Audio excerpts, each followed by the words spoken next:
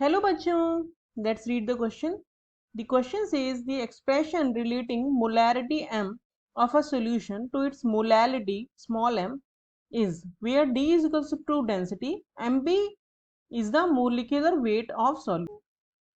Option 1 says molality is equals to 1000 into molarity divided by 1000 d plus mmb. Option 2 says molality is equals to 1000 into molarity divided by 1000 d minus mmb. Option 3 says molality is equals to 1000 d plus mmb divided by 1000 m. Option 4 says molality is equals to 1000 d minus mmb divided by 1000 m. Now let us check the key concept of the question. The key concept of this question is that formula for molarity को हम capital M से show करते हैं is equal to number of moles divided by volume of solution in ml और in litre, अगर litre में नहीं है ml में है तो ml में लेके यहाँ पे मल्टीप्लाई बाय 1000 हो जाएगा। और जो फॉर्मूला ऑफ मोलैलिटी होता है, मोलैलिटी को हम स्मॉल m से शो करते हैं, उसका फॉर्मूला होता है number of moles divided by mass of solvent. यहाँ पे हमें सॉल्वेंट लेना है, वहां पे हमने सॉल्यूशन की बात की थी। अगर ग्राम में लेंगे तो मल्टीप्लाई बाय 1000 होगा और अगर किलोग्राम में लेंगे तो ये मल्टीप्लाई बाय 1000 नहीं होगा। तो ये दोनों फॉर्मूलाज होते हैं। अब हमें इन दोनों को रिलेट करना है। तो now let's check the solution. तो सबसे पहली चीज क्या है कि नंबर ऑफ मोल्स हम देख रहे हैं कि वो रिलेटेड है इस तरह से मोलैरिटी से। तो अगर हम नंबर ऑफ मोल्स को निकालें 1 लीटर सॉल्यूशन में तो यहाँ पे ये होगा डिवाइडेड बाय 1 लीटर। अगर हम सपोज कर रहे हैं कि 1 लीटर या फिर 1000 ml सॉल्यूशन है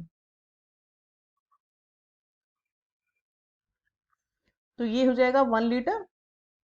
तो दैट मीन्स हम कह सकते हैं, या फिर हम 1000 ml करें यहाँ पे, तो हम कह सकते हैं कि नंबर ऑफ मोल्स हो जाएंगे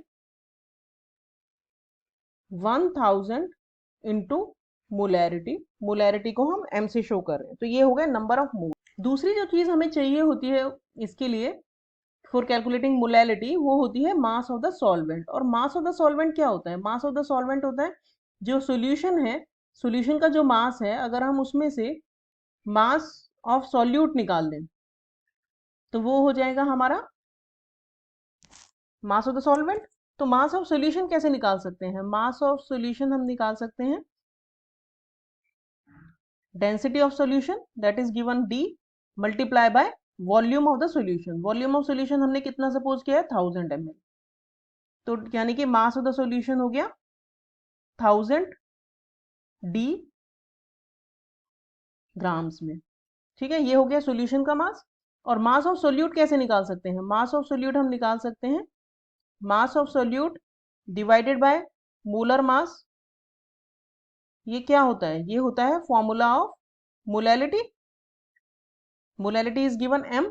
तो मास ऑफ सोल्यूट क्या हो गया? यहां से हम निकाल सकते हैं कि मास ऑफ सोल्यूट हो गया हमारा m into M B. M B means molecular mass of the solute. तो इस अब ये वाला जो फॉर्मूला है इसमें अगर हम दोनों की वैल्यू रखें तो मास ऑफ सॉल्वेंट क्या हो गया? मास ऑफ सॉल्वेंट हमारा हो गया 1000 d माइनस mmb। ये है मास ऑफ द सॉल्यूशन और ये है मास ऑफ द सॉल्यूट। इसमें इसको माइनस कर दिया तो मास ऑफ द सॉल्वेंट आ गया।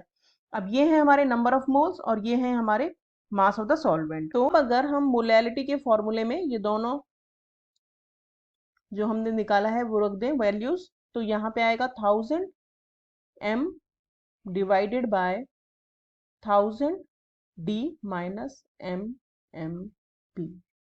तो यहाँ पे m है मोलैलिटी, mb है molar mass of the solute, d है डेंसिटी ऑफ द सॉल्यूशन। तो ये हो जाएगा relation between molarity and molality. तो देखते हैं आप कौन सा ऑप्शन मैच करता है। तो ऑप्शंस में देख के हम बता सकते हैं कि option 2 is the correct option. Hope you understood the solution well. Thank you.